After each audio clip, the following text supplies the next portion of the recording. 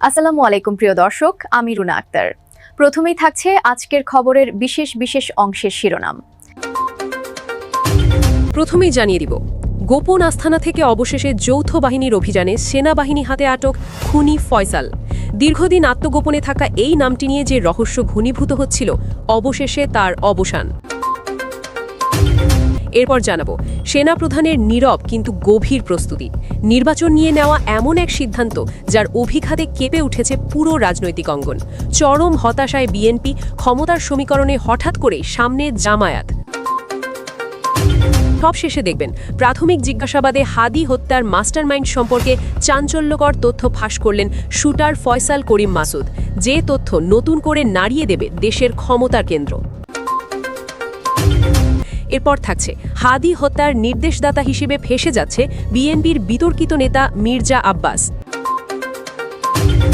এতক্ষণ শুনলেন শিরোনাম, এখন বিস্তারিত খবর। ঢাকার রাজনৈতিক অঙ্গন একটিমাত্র হত্যাকাণ্ড, আর তারপর থেকেই যেন একের পর এক বিস্ফোরণ। ওসমান হাদি হত্যার পর যেই নামটি ছায়ার মতো ঘুরে বেড়াচ্ছিল, সেই নামই ফয়সাল করিম মাসুদ। অবশেষে যখন তার গ্রেফতারের খবর ভেসে আসে, তখন প্রশ্ন একটাই, এতদিন পর কেন, আর এত নীরবে কিভাবে? কর্তৃপক্ষ জানিয়ে দেয়, থামুন, এটা কোনো মামুলি গ্রেফতার নয়, এটি ছিল সেনাবাহিনীর নেতৃত্বে চালানো একেবারে বইয়ের পাতার মতো নিখুঁত, উচ্চ ঝুঁকির, কৌশলে ভরপুর যৌথ অভিযান। আইন এখনও কাউকে চূড়ান্ত অপরাধী বলেনি ঠিকই, কিন্তু অভিযানের ধরনই বলে দিচ্ছে বিষয়টা মোটেও সাধারণ নয়। নিরাপত্তা সূত্র বলছে, হত্যাকাণ্ডের পরপরই ফয়সাল করিম মাসুদ যেন হাওয়ায় মিলিয়ে যান। এক জায়গায় থাকেননি, প্রতিনিয়ত বদলেছেন অবস্থান। মোবাইল ব্যবহার প্রায় নেই বললেই চলে, চলাফেরা ছদ্মবেশে, পরিচিতদের সঙ্গেও যোগাযোগ সচেতনভাবে এড়িয়ে চলা। ফলাফল, তাকে ধরতে একাধিক সংস্থাকে মাসের পর মাস ধরে নজরদারিতে থাকতে হয়েছে। গোয়েন্দা বিশ্লেষণে উঠে আসে এক চাঞ্চল্যকর ধারণা, ফয়সাল রাজধানীর বাইরে অর্ধ শহর এলাকায় আত্মগোপনে, কিন্তু সেখানেই সরাসরি অভিযান মানেই ছিল রক্তপাতের ঝুঁকি। আর এখানেই আসে টার্নিং পয়েন্ট। সেনাবাহিনী সিদ্ধান্ত নেয়, গুলি নয়, গেম। প্রথমে ছড়ানো হয় বিভ্রান্তিমূলক নিরাপত্তা তৎপরতার আভাস। উদ্দেশ্য একটাই, ফাঁদে ফেলতে হবে, তাড়াতে নয়। একই সঙ্গে সাদা পোশাকে একটি দল সাধারণ মানুষের ভিড়ে মিশে যায়। দিন যায়, রাত যায়, নজরদারি চলতেই থাকে। শেষ পর্যন্ত নিশ্চিত হওয়া যায় সন্দেহভাজন নিয়মিত যাতায়াত করছেন একটি নির্দিষ্ট স্থানে, যদিও প্রতিবারই চরম সতর্কতায়।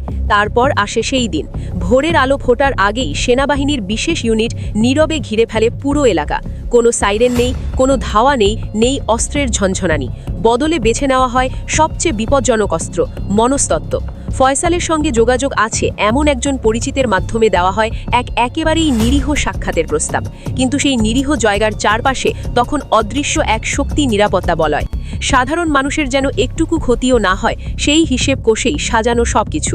ফয়সাল আসে, পরিচয় গোপন রেখে কথা বলা শুরু হয়।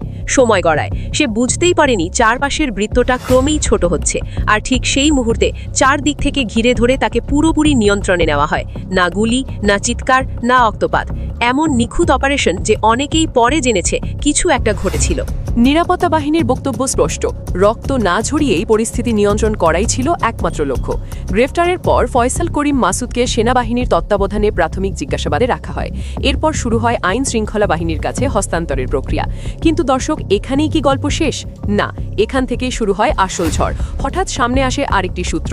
তাদের দাবি শুনলে চমকে উঠতে হয়। তারা বলছে, ফয়সাল রাজধানীর বাইরে ছিলেনই না, বরং ছিলেন রাষ্ট্রপতির তত্ত্বাবধানে।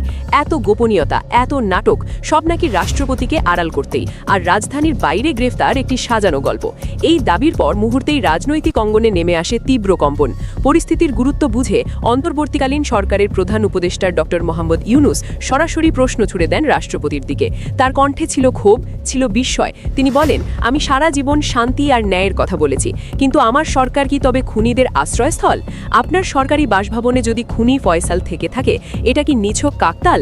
ইউনুস আরও বলেন, হাদিকে সরিয়ে দিতে ফয়সালকে মোটা অঙ্কের অর্থ দেওয়া হয়েছে, এমন ইঙ্গিত তথ্য প্রমাণেই মিলছে। তার প্রশ্ন আরও ধারালো, এই কি সেই বাংলাদেশ যার স্বপ্ন মানুষকে দেখানো হয়েছিল? একটার পর একটা চমক, কেঁচো খুঁড়তে গিয়েই যেন বেরিয়ে আসছে বিষধর সাপ। হাদি হত্যার পর্দা উঠতে শুরু করেছে। এতদিন যাদের দেখা যায়নি, তারা নাকি এখন আলোয় আসছে। পুলিশি তদন্তে উঠে আসা তথ্য রাজনীতির অন্দরমহলে রীতিমতো ভূমিকম্প ঘটিয়েছে।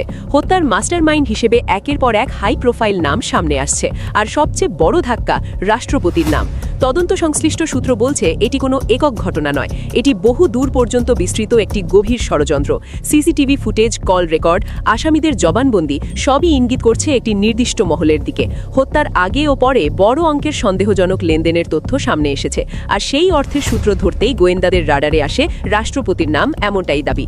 অভিযোগ এখানেই থামে না, তদন্ত ভিন্ন খাতে নিতে ইচ্ছাকৃতভাবে বিভ্রান্তিকর তথ্য ছড়ানো হয়েছে বলেও অভিযোগ। সর্বশেষ দাবি আরও ভয়ঙ্কর, রাষ্ট্রপতির সরকারি বাসভবন থেকেই নাকি ফয়সাল করিম মাসুদকে আটক করা হয়েছে। দায়িত্বশীল এক পুলিশ কর্মকর্তার ভাষায়, হাদিকে গুলি করার জন্য রাষ্ট্রপতি নিজেই ফয়সালকে অর্থ দিয়েছিলেন। প্রশ্নটা তাই ভয়াবহ, রাষ্ট্রের সর্বোচ্চ অভিভাবকের আসনে বসে একজন খুনিকে ভাড়া করা এবং তাকে পাহারা দেওয়া কিভাবে সম্ভব?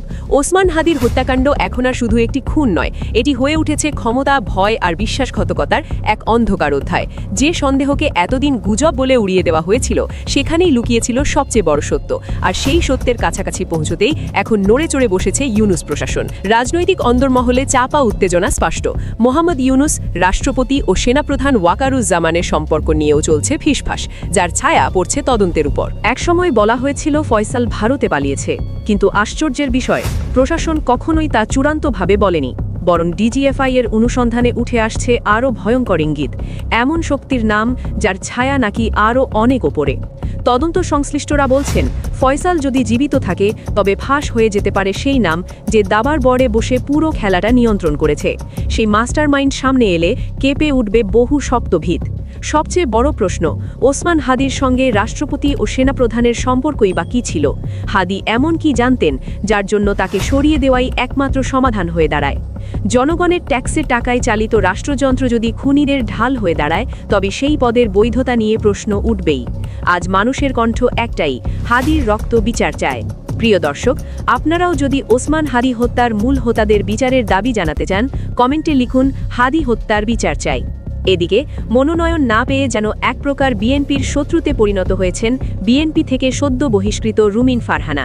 বিএনপিকে উদ্দেশ্য করে ভিন্ন ভিন্ন সময় দিচ্ছেন ভিন্ন ভিন্ন বক্তব্য, জানিয়ে রীতিমতো সমালোচনার ঝড় বয়ে যাচ্ছে সামাজিক মাধ্যমে। এবার তারেক রহমানের রাজনৈতিক ক্যারিয়ার এবং তার বিদেশে দীর্ঘদিন বসবাস নিয়ে প্রশ্ন তুলেছেন এই নেত্রী। দর্শক, আজকের খবর এই পর্যন্তই। আরও নিত্য নতুন খবর পেতে আমাদের চ্যানেলটি সাবস্ক্রাইব করুন, লাইক, কমেন্ট ও শেয়ার করে পাশে থাকুন। ধন্যবাদ।